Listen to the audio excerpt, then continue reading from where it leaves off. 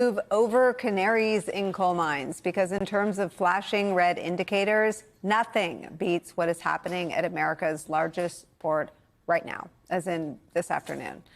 Thanks to Donald Trump's tariffs, a radical act of economic and political self-sabotage, America's harbors are very suddenly much quieter, lonelier places. Take the Port of LA, which has been, since the turn of the century, the busiest port in the Western Hemisphere. Its directors say a fifth of normally scheduled vessel arrivals for this month have been canceled, and cargo coming in is about 35% lower now than it was the same time last year. Joining us now is the executive director of the Port of Los Angeles, Gene Soroka. Thank you for being here. Good to see you, Nicole. Thank you. Just give me a snapshot in time, a today story of what is happening at the Port of LA. Fewer vessels coming across the Pacific with less cargo. It was pretty quiet out there when I started about 6 o'clock this morning.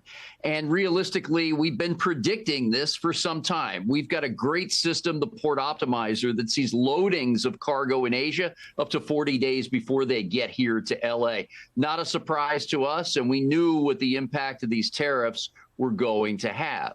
So it's quiet. Your numbers are accurate. We're going to be down 35% this week, which means fewer job opportunities for dock workers, truckers, and warehouse folks.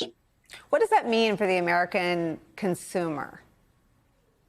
Now, it's going to be interesting because retailers, big and small, have been telling me that we've got about 4, 5, 6 weeks left of normal inventory levels. If this continues on for any duration, we'll have fewer items to select from, some spot shortages, and likely prices will increase as they're affected by these tariffs from a host of countries across the Pacific Rim. I heard you offer a fantastic articulation of sort of the best case scenario. If Donald Trump turns all of this off tonight, he goes to bed, he doesn't like all of the coverage about people having to live with $2 instead of 30, to quote him accurately.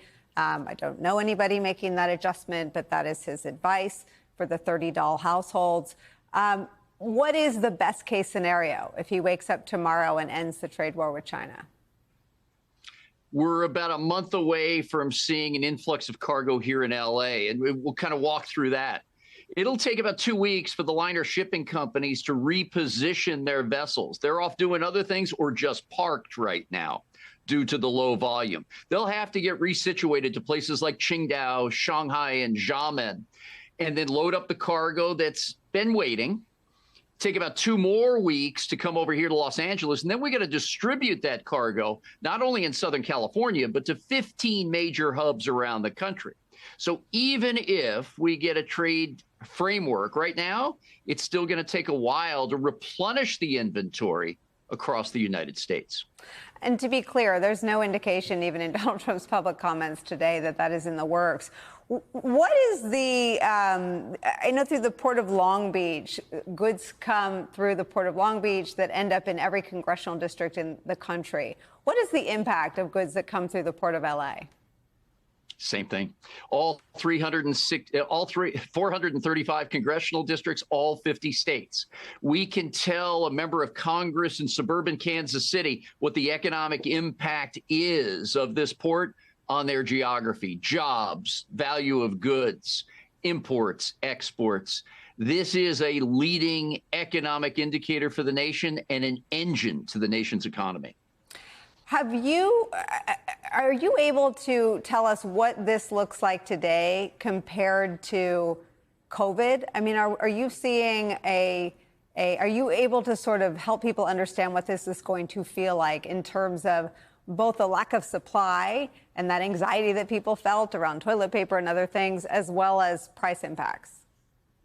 Yeah, there's a little bit of similarity, Nicole.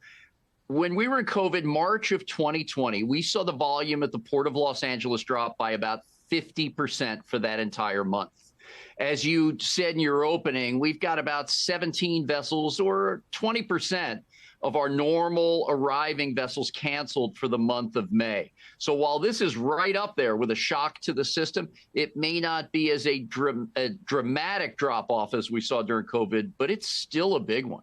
And then you get yourself concerned with retailers saying they've got a timeline on remaining inventory. So, you may see a blue shirt that you like, but it's not in your size or style. You see a bunch of purple ones and yellow shirts. They're just not to your liking. That could be a likely outcome of what we're doing here. And there's no end in sight. Yeah, I mean, I guess the difference is that during COVID, there was we were working on a horizon toward a vaccine and towards reopenings. When this is done at the whim of one person's policy interest, what is your ability to sort of plan and forecast? Yeah, that was a global impact where everybody was pulling together. Close friends in the port industry, supply chains, importers, exporters, all leaning on each other to get through that. And then we found out what online buying and curbside pickup was at that time to help start boosting that American economy. But as far as forecasting, with the whipsaw effect of information that's been coming out of Washington, the reprieve of 90 days, the changes with electronics and auto parts and maybe some retail in the middle of that, it is really hard to forecast. And right now, Nicole, we're in the middle of our final placement for budgeting. The new fiscal year here in Los Angeles starts on July 1.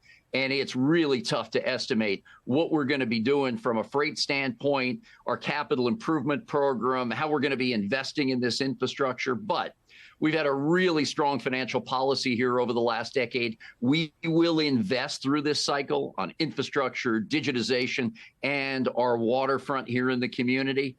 But it's going to be a tough time.